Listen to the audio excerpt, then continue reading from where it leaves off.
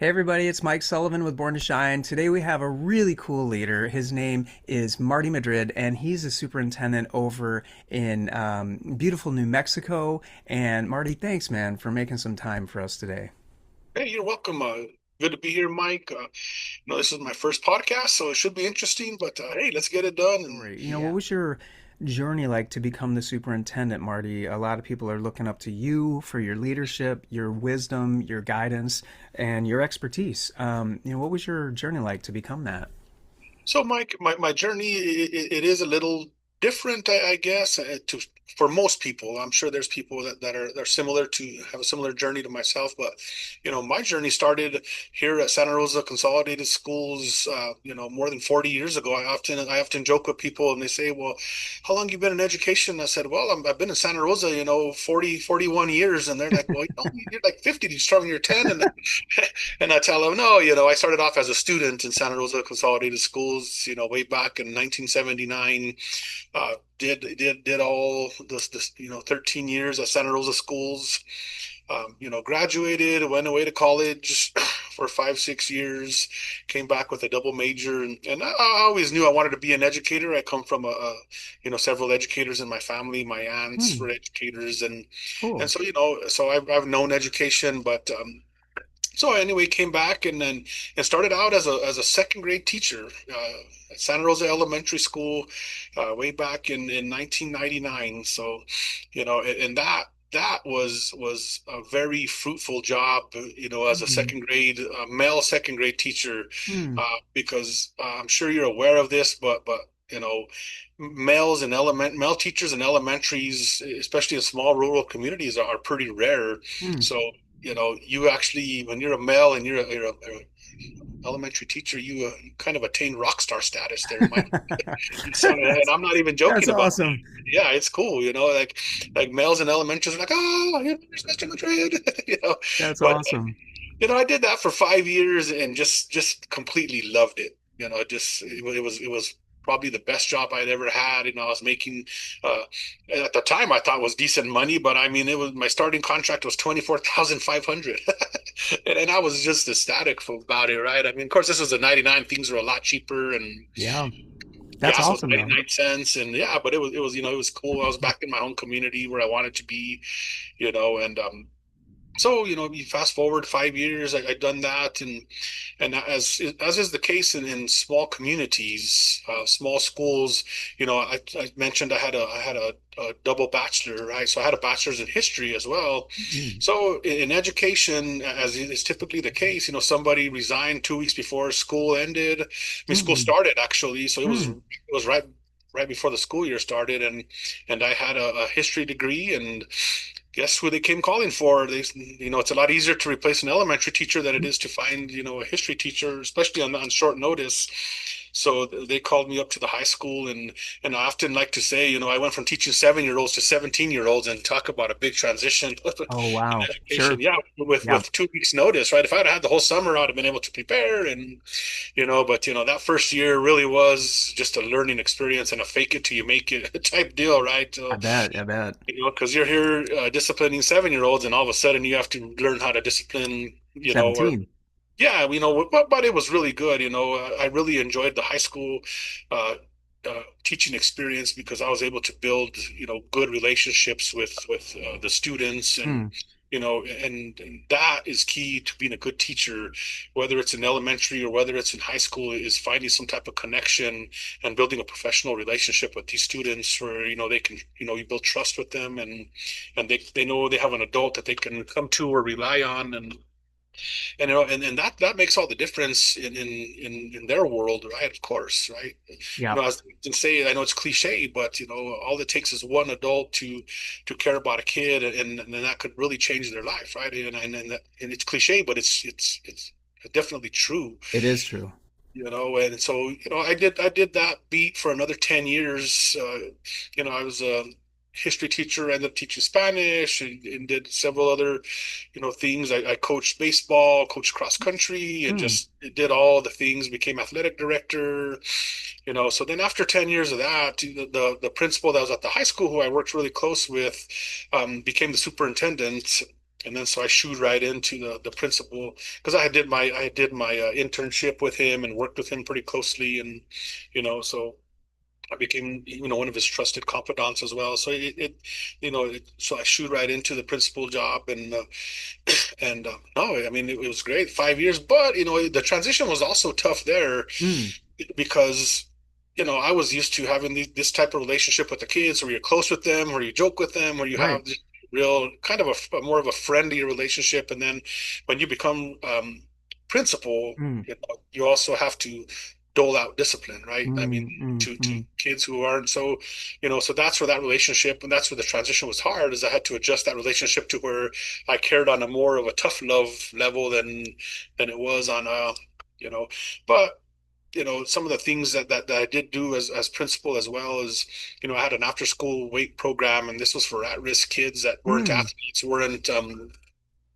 didn't do those things. And, so really connected. And that really helped, with that, building that connection with them in the weight room, and just Awesome. teaching kids, how to lift, how to take care of their bodies, and then also mentoring them without them even knowing I'm mentoring them, right? Right. So it's also, so that was a really good time. Um, but the transition was hard to principal, but I think I made a big difference and got people graduated that, because when you're the principal, what happens is while you do deal with the high performers, and it's a lot less, but you do deal with the people that are struggling, whether it's mental health, whether they're having issues at home, or, whatever the root causes are. Those are the students that you deal with on a daily basis, which I loved. It's the so-called at-risk students, right? Mm-hmm. Mm-hmm. And I think I had a big impact on those students. Matter of fact, I know I Mm. had a big impact because years later, as is typically the case with kids, they won't tell you at the time, but when they mature and they get older, Yes. Yes. they come back, Mr. Madrid, man, Mm-hmm. thank you so much for kicking me in Mm. the butt those years, and making sure I got through. And That's awesome. they realize after, like, yeah, I was hard on them and they didn't like it at the time, but when they realized who really cared about them, right, it Yeah. was tough, and it was tough because I cared about them, right? So Right. Yeah. That tough love. yeah, yeah, so Like parental love. You're going, yeah, hey, no, yeah, for I look sure. at you as like a son or like a daughter, an extension of my family, and I care for you, and I see what you're doing is hurting yourself, and man, I love you. Like, let's turn this around. Yeah. Yeah, That's the exactly. best, man. That's the best kind of leadership. That's awesome. Yeah, so then, 5 years, and then the superintendent who had mentored me, he ended up retiring after he did 5 years in Mm. the chair. And Mm. so I applied for that job, and which was a pretty rigorous hiring process. We had to go through three different committees, went through a community Mm. committee, went through a staff committee, and then we went to the school board. Mm-hmm. But I do have to say that was probably one of the best days of my life. Was interviewing for the position, Mm. was because I was, I don't know, I was just in the zone that day, man. And it's very few and far between that you can get into this zone. But that day, man, I was in the zone that day, and it was just like, this job was mine. It was not going to be, I was not going to be denied. And Yeah. I just performed really well at that interview, and left that day just feeling like, with this, whoo, man, like it was just, had knocked it out of Wow. the park. And God so had you right there. God yeah, had oh you. yeah, for sure, no doubt. The good Lord was with me that day, and then I felt Him all day. It was just, man, it was an amazing day. And Amen. so I got selected and appointed into this chair, and I've been here, just complete. I'm going to complete 7 years in a couple of months. Now in May, and which is rare in New Mexico, because Mm. the average lifespan of a superintendent in New Mexico is really just a little over 2 years. Oh, really? Yeah, Oh, I so didn't know. And then they either retire or go to another school district. They kind of bounce or they around. get fired, right, by a Oh, school board. wow. Okay. Wow. Wow. Well, then 7 years, but you're doing something really right. That's Yeah, great. so I've been in the chair 7 years. Gotten our school district, I think, on the right path. Built the culture up, got our reading scores up. We're still working on math. That's always a hard, That was and hard that's for me too. nationwide. I Yeah, was terrible. I was horrible at math. Still am. yeah, yeah. I am too, but we're working on it. And but it's been a good journey, and sometimes it is hard being a prophet in your hometown. I'll tell you. Yeah. When Jesus went through it too. Yeah, yeah, Yeah. exactly, right. When you have to discipline locals and people that are, politically connected, things like that, it becomes tough. But I've learned how to navigate those hard times Hmm. and really, keep the main thing has been my motto, right? Which is the students, right? Yes. The Amen. decisions are made because of students and not anything else. And sometimes staff doesn't agree, but that's okay. That's one of the tough parts of being a superintendent, and is making those tough decisions and moving forward with it. But so I put in the time here, and then about 3 years ago, I was asked by my colleagues within the Superintendent Association to run for secretary, and I ended up winning, that position. And then once you get in that position, you're secretary, and then you become uh, uh, president-elect, and then you become president. So I just got done as the president of the New Mexico Superintendent Association. So Oh, yeah, wow. Congratulations. That's amazing. That's so I awesome. so I did a year and a half as the president of the New Mexico Superintendent Association, worked with legislators and did the legislative sessions, and just, pushed our agenda and our platforms and things like that. And really just mentored young superintendents, and I continue to, as Hmm. well as the past president and sitting past president, immediate past president. So I try to reach out to young superintendents, check in on them, and just see what they need and how I could help them. And I get calls all the time from Hmm. superintendents, reaching out. So it's been quite the journey to that, right? And then beyond that, I am currently the 2025 Superintendent of the Year, New Mexico Superintendent of the Year as well. So Oh, wow, man. Congratulations. There's yeah, a lot. You're being really blessed. I mean, the yeah, Lord's oh blessing you yeah, at all. And the cool part is you're taking that and you're stewarding it well, right? You're continuing to mentor. You're continuing, like you said, you not only mentor the kids all those years, now you're mentoring up and coming superintendents. That's right. so the mentoring, that giving, that servant leadership. That's what I'm feeling from your heart. I'm No, feeling yeah. that. Yeah, and the awards are nice and all that, but I think those are just byproducts of actually doing What you're the doing. work, doing the work. Yeah, Yeah. being there for people, and at the very end of the day, it worries me nowadays that technology is rapidly advancing, Hmm. rapidly taking over with AI and everything, and it's great. I mean, don't get me wrong; it saves me a ton of time now that I'm a superintendent, right? Yeah. Yeah. I want to write a letter, and it's not a very important letter. It just, bureaucratic letter. Boom, here, let's write it. Yep. Chat GBT. Poof. Yeah, yeah, heck yeah. I'm not above that. But one of the things that I'm also very cognizant of is that we have to remain human.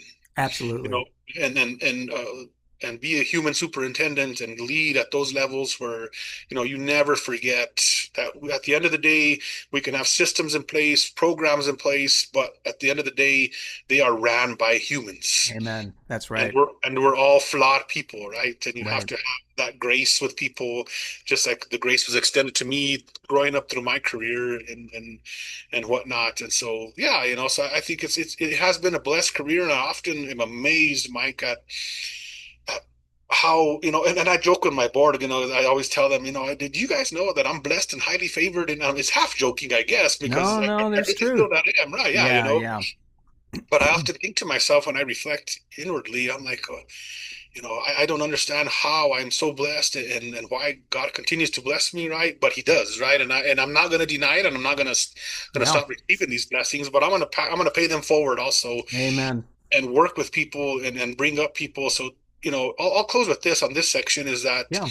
one of the things that I'm close to retirement. I mean, I'm retirement eligible already, so I tell people I'm living the dream because I'm doing it because I want to, not because I have to anymore, right? Mm, So yeah. it's pretty impactful now.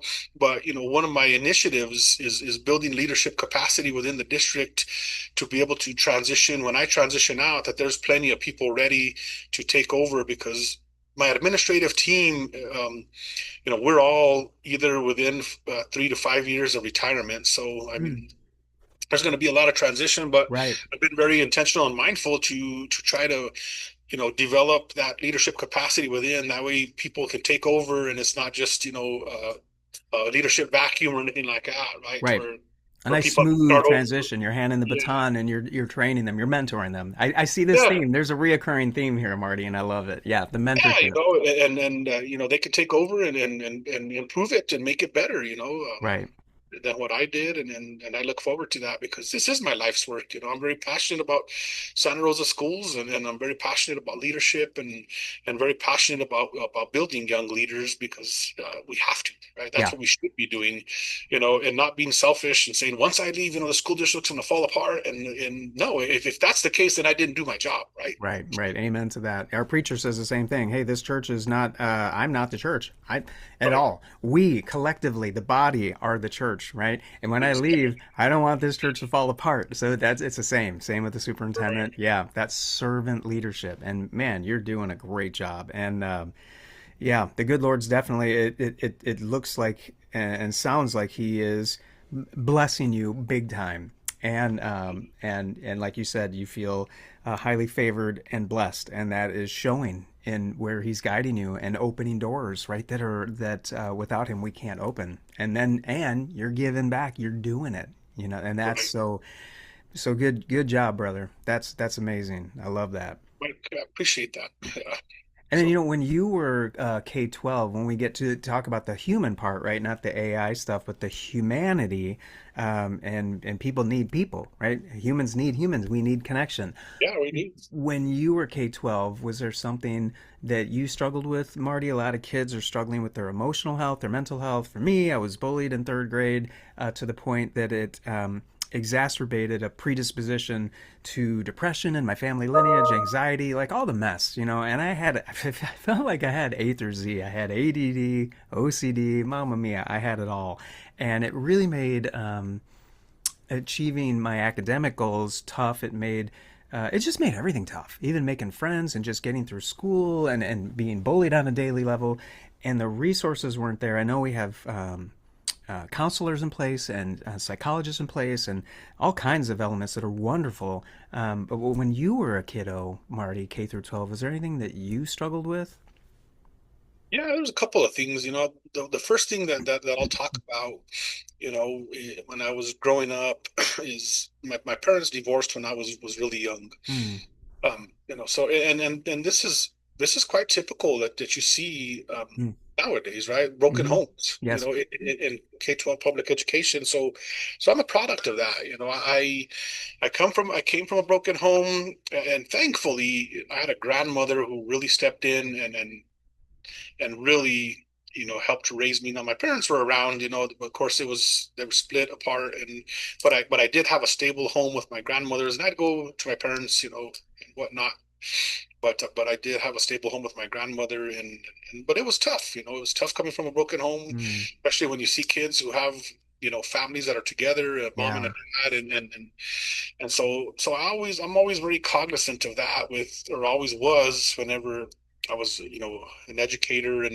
But it goes to show though that I did have somebody in my life who really took an interest in me, and it wasn't a choice of, my grandmother never asked, well, are you going to go to college? It was always, where are you going to go to college? And she Hmm. always, Yeah. preached that and always put that in my head, you Right. know, you're going to college, and I'll help you or whatever.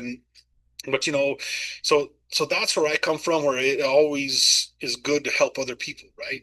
To be that one person, and maybe you help one or two people, but hey, it's one or two people that are going to advance because of your help, correct? So that was part of it. And then I also was bullied a little bit as well in elementary, middle school years. Mm-hmm.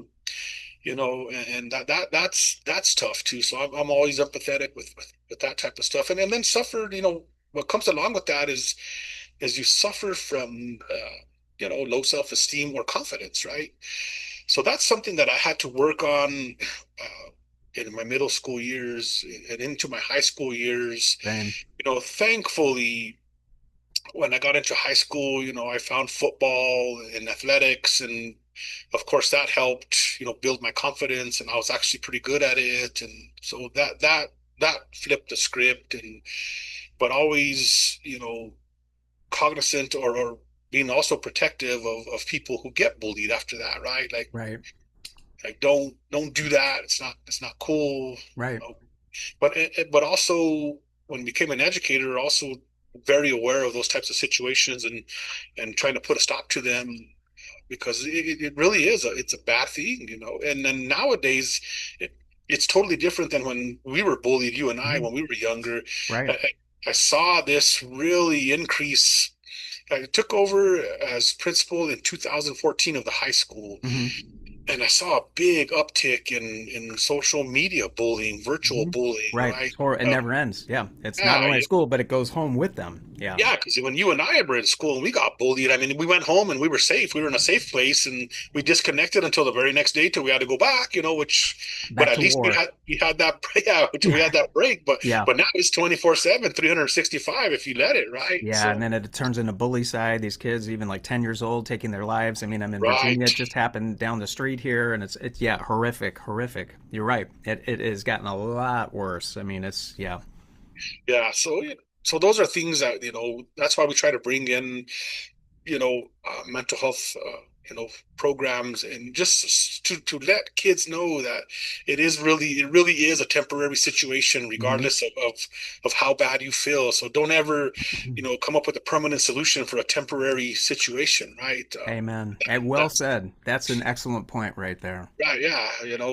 We never want that to happen ever. And so, just working with these kids and I'll move on to kind of my next point is, mental health within our school. It's very, very important, but we are kind of an anomaly here in a small rural town of Santa Rosa Hmm. in that we have a pretty robust mental health team. We have a bunch of social workers that, Great. in our district. We have a full-time psychologist, Hmm. diagnostician. I mean, so we have a lot of ancillary staff, but it's not something that I did personally, but it's something they did. It was people that understood that if they wanted to stay in Santa Rosa, there's certain positions within school districts that they could go. So they went off, got their social work degrees, whether they're psychology degree, whatever, came back, applied for the district, and became employees of the district. But that is not the case in most rural districts around the U.S. I Right. mean, if you're Right. lucky if you have one social worker once a week. That's right. That's right. And I've been to many of those schools too. So yeah. Yeah. So we're very fortunate and blessed to have a really robust mental health team, to where, if there's a kid who threatens self-harm, we have a team come in and they You're will on do it. a threat assessment, Yeah. and ask the kid and really, and then from their results of their assessment, they either refer out just for services or they sign up for them for services within the school and, Love it. just continue to do that type Yeah, of it's stuff. beautiful. You have a system in place with people that No, care and love the students, have a big heart, and they're there for them. Yeah, that's awesome. Love that. Love that. one of the other things that we recently we did, I sit on a board of, it's called Future Focused Education here in New Mexico, Mm, and they do a lot of work with mental health and work-based learning and stuff like that. But one of the cool things they do is they provide a program called Teen Mental Health First Aid. I don't know if you've ever heard of it, mm-mm. but so what they do is they come in and they train teenagers in mental health first aid Mm. and it's a pretty cool program. I like that. Yeah, and as we know, teenagers are usually going to reach out to each other first before they reach out to adults, just the comfort level, right? That Right. that that's probably what's going to happen. It's So we train a group of students to be these teen mental health first aid responders within the school district mm, and it helps identify kids that are struggling and and then if it's really serious, they'll come to the adults and say, hey, we might want to check in with this person. They're struggling, and so that has been a really good program that we've implemented within our schools, and I think that's something that could really be implemented nationwide that could really help. and You what's know, that called if there's a superintendent or a parent or a teacher or just anyone, even a school counselor, psychologist, they're going, wait a minute, that sounded awesome. How do I get that? What is it called, Marty? How it's would someone it's find that? called Teen Mental Health First Aid, and it's run through a future focused education here in New Mexico, right? Okay, So great. I'm gonna definitely yeah, put that link in if that's okay with you. That yeah, sounds yeah, amazing. sure. And how long have you been using that? And is it for K-12? Is it elementary, middle school, and high school? Or No, it's mostly high school at this point. I think they're starting to filter into the middle schools, and good? I mean, you have to be mature enough to understand that type of situation, the mental health portion of it, and how to respond to it. But yeah, it's a program I think that is I think pretty beneficial to our students. We've been doing it almost 2 years now, And you've and seen an oh yeah, improvement, and the school counselors and psychologists have, okay, that's great. Because yeah, you're just expanding the repertoire. You're expanding your team, right? It's even more people to help. That's yeah, awesome. sure. I think it's been really good, but to your point earlier when we were speaking, students are not okay. No, no. Oh, and this is something that future focused education really is. A little bit about future focused education. I'll give them a little plug here, but Yeah. they're a nonprofit that works here in New Mexico, and they're very innovative with work-based learning. But one of their things that makes them very unique, Hmm. and this is why I sit on their board, is they really give a lot of credits to the student voice. Hmm. So they reach out, oftentimes, as you know is the case, we have adults, Hmm. legislators, superintendents, whoever else telling students what they need. This is what you need. This is what we think you need. But we often fail to ask the people that it's impacting, right? Is the Right. students. Right. So why not ask them, what do you guys need? What do you guys Bingo. want? Bingo. Now Right? now there's a relationship. Yeah. Now Exactly. there's a dialogue instead of a monologue. Yeah. And so that's what makes them really unique, and Yeah. they live by that mantra, but they also um, hear from students that they're struggling. Yeah. They Oh need man. that help. I love it. That is so cool. That is just so awesome. This is such a great episode. I'm already loving it. I mean, you've shared so many wonderful, tangible, and applicable additions to what other superintendents can add, right? Because kids, we both know, and I love how you said it so, so directly. Kids are struggling, but there is hope, right? Like Yeah, your grandma, she breathed hope into you. She breathed life into you. It's sure. not, are you going to college? You are, and you're going to be great. And she was breathing that life into you. Our words have so much power, and your grandma was breathing life into you. And yeah, this is awesome. I love it. If you don't mind sharing that link, I'm going to put that in. Yeah, I'll get you a link, after the episode here, and you can put it in there and Yeah, so talk to cool. them. Yeah, I'm sure they'll definitely, work with schools around the country or whatever the case may be, because it's so important. The mental health aspect of this is so important, and 100%. and they're funded by funders, and the Bill Zuckerberg Foundation, the Gates Foundation, so it's the Kellogg Foundation, so they're doing really important work, and so I'm sure nationwide they'll help out anyone with mental health, that is needed. So I'll share that with you. Beautiful. But it's been very a blessing being on their board, and Yeah. working alongside them, and just doing the work with them. Yeah, Love it. great. Love that. Love that. And if there's someone out there that's listening, it's a new superintendent that is thinking, I really love what Marty's doing. And you mentioned that you mentor newer superintendents. Is there a way that they could get a hold of you? Are you open to that? If someone had Oh a yeah, question to email you now and then, I mean, that would be yeah. amazing. I'll share my contact information after, and then that's Cool. something that we spoke about earlier. I'm in the twilight of my career, so I'm Yeah. also looking, Mm. in the future, because Next chapter. I'm not gonna retire, right? I Hmm. was speaking to this gentleman the other day, and he gave me this cool quote. He says, "You're not retiring, you're refiring." Oh, I like that. And That's so I'm cool. using that now. I'm going to refire pretty That soon, right? But I'm going to refire, and look into coaching and consulting, and yeah. those things, so I can continue to help superintendents, but also with the focus target on rural superintendents, because Mm, yes. small rural superintendents never get that option. They're neglected. Yeah, they're neglected due to budgetary, and make it a budget friendly Totally. program that rural superintendents can afford, because everybody needs to have a coach, right? A Dude, I love coach. it. Yeah, Yeah, totally. I have a coach, and, Yeah. I meet with them Same. monthly. and it's so refreshing. And a matter of fact, I'm going to go to a training this weekend, and see my coach there for a couple of days, and we just do leadership training. And Yeah, that's awesome. yeah, so yeah, I'm going to refire and offer those services, but I'll share my contact information, and Please and do. Yeah. Yeah, feel free. Do you have the website yet for your refiring? Do you have that, or is that in the Not works yet. that we could stay in It's in the touch? works. All Yeah, right. it's in the Well, works. But yeah, I'll send out my email and my cool. cell phone number, and we can start making contacts. That'd be amazing. Yeah, for sure. Love that. Yeah, because there's quite a few that immediately are coming to my heart, to plug them into you to get, yeah, to just grow those rural areas together. Yeah, Right. it's so cool.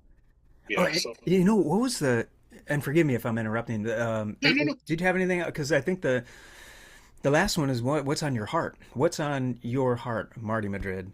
If there's a rural superintendent or whatever's on your heart, if it's, I'm not who the demo is that's landing on your heart, if it's another new superintendent in a rural district, if it's a mom or a dad with a K through 12 student, or if it's the K through 12 student, whatever's on your heart, what are some words of encouragement or edification? What's on your heart? What would you say to someone watching this? I think to close out, Mike, what's on my heart is I'm really concerned of K-12 education right Mm, now. We're in a really precarious time in education to where the system needs to really change. mm-hmm. We are stuck in a system that is geared towards the old way of instructing, and it's built for another time, right? Right. Yeah, I totally agree. We have to really, because we're in a spot where we have all our educators are not digital natives and all our students are digital natives, and there's going to There's be a big jobs out gap. there. Yeah, there's a big technology gap there, and I see this with AI, right? We have a generation of us who think it's cheating, and but is it really? Is it cheating? It's a new way of learning, I think. Yeah, I You think know, so I have too. a I have a son who's a junior in high school right now, and a daughter, and my son, this is how he learns. It really is, It's and accelerated, yeah, dramatically accelerated. Yeah, and not even just plagiarism, even finding just doctors. When I tried to right. check out my eardrum, I just typed it in. These are the symptoms. It's like you have a perforated eardrum. And then I went to the ENT. Guess what he said? Perforated eardrum. It's like, Sure. wow. Yeah, So it's so accelerated learning. that's something that I guess what I'm trying to say is education is no longer just a delivery of information. That's done. Right. You know, anyone anywhere can get information instantaneously, like you just talked about, right? It's transitioning into teaching kids how to think about that information that they get, right? The critical thinking aspect of it, but then also to our point of being human, also Mm, shaking hands, looking people in the face, having manners, the things that matter, right? Teaching them that it's not just about a computer, but it's also about interacting with humans, and having these relationships, human relationships. Those are all important things that need to be brought into schools and focused on in schools, is teaching kids how to think, but also how to act, and how to act right, and how to treat each other right. And we're in such a precarious time in our society in general, right? It's time that we start teaching kids how to treat each other good. Why not, right? Amen. That last 60 seconds that was so powerful, and that is bullseye. Talk about hitting the mark, because that is the crux of the problem. You nailed it right there. Because it's not just gathering information, it's learning kindness, grace, forgiveness, patience, right? How do we interact with each other? How do we become a good citizen? How do we treat each other in a kind, uplifting way instead of tearing each other apart, which is what's happening more and more. So the soft skills that you just mentioned are becoming the vital skills, right? All of those. Every superintendent that I connect with, like the really in tune leaders like you, they all say what you just said. That is the common denominator. That's the one where I know, okay, this is a true servant leader, and they are really dialed in. You're really dialed in, and that's yeah, I mean, you just shared the fruit of the spirit, right? Kindness, patience, peace, grace. You were using other words like empathy, how to treat each other, but that's it. That's the heart of it. So couldn't agree more. I love it. No, yeah, and I'll finish up with this. I'm. It's taken a long time for me to get where I'm at, right? I mean, Yeah, it doesn't happen overnight. It's right. really intentional work, and really learning how to lead myself. through this process. When I first came into administration, one of the first things I did was really study emotional intelligence. Really figuring that out, figuring myself out. Sure. What makes me tick? What are my triggers? What are my glimmers? Right? What makes me happy? Right? So Right, right. trigger, glimmer. Right? Yeah, love it. So there's those two things, but I did that work, and so currently I have this content page. It's called at Lead the One. If you want to check it out on Instagram, Please put Facebook. it. Let's share all these Yeah, links. If you can yeah, email, I'm going to put them at everywhere. Lead the One, and really, it's just tidbits and quotes, and about leading yourself, what it takes to lead yourself Love in it. order to be able to. You have to lead the one to be the one, right? So. This is your book, so that's what's happening right now. You're sharing your future book. And I would love an autographed copy. First one, I want to buy it and get. Yeah, that's.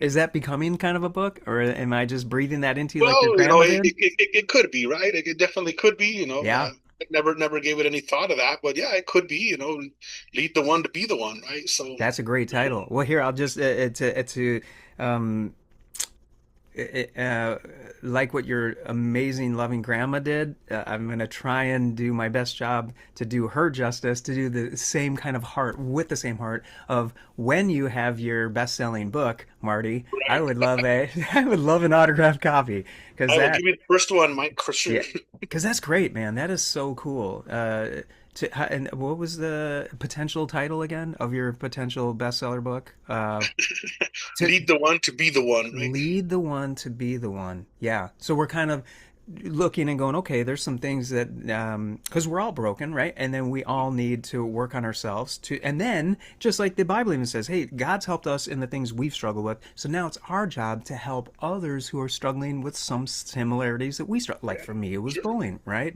And now you and I are both, have a like a hypersensitivity to seeing, oh, they're getting bullied, I gotta step in and help. Let's Right. resolve this, let's build these kids up. Like we're more empathy, more compassionate, right? And then also have a real discerning ear and eye, like, oh, that's not what's going on, there's not cool, we got it, let's go take care of this. Yeah. So yeah, that's, I love it. That's going to be a great book, just I mean just as an idea. And then I study stoicism, things like that.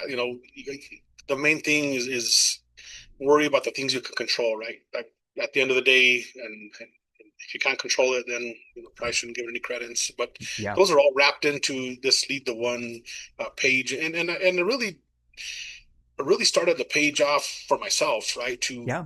To really just get into this and create content and just help myself. But if I can help people now, well, hey, why not, right? So, Amen. Amen. Love so it. Marty, I mean, man, wow. I don't even know what to say. Thank you, brother. That was awesome. And the links that if you don't mind sharing, so if there's a superintendent that wants to reach out to you with, questions, if you're open to that, that would be super cool. yeah, And then your future refire, whenever you get that website up and running, please send that. We'll share that too. So any viewers that want to be a part of that, yeah, and just thank you for sharing your heart. Thank you for what you've done for all these years as a servant leader. So thank you for what you do and what you've done and what you're going to continue to do. So thank you. well, thank you, Mike. I appreciate the invite to your podcast. Hopefully it helps a few people out there. It'd be great. But I'll be open in a few years when I retire, and we'll do this again, man. And Yeah. Oh, that'd be awesome, dude. and That we'll would have be an awesome. update, right? Yeah, for Yes. sure. Yeah. That'd be great. Well, very cool. You were born to. You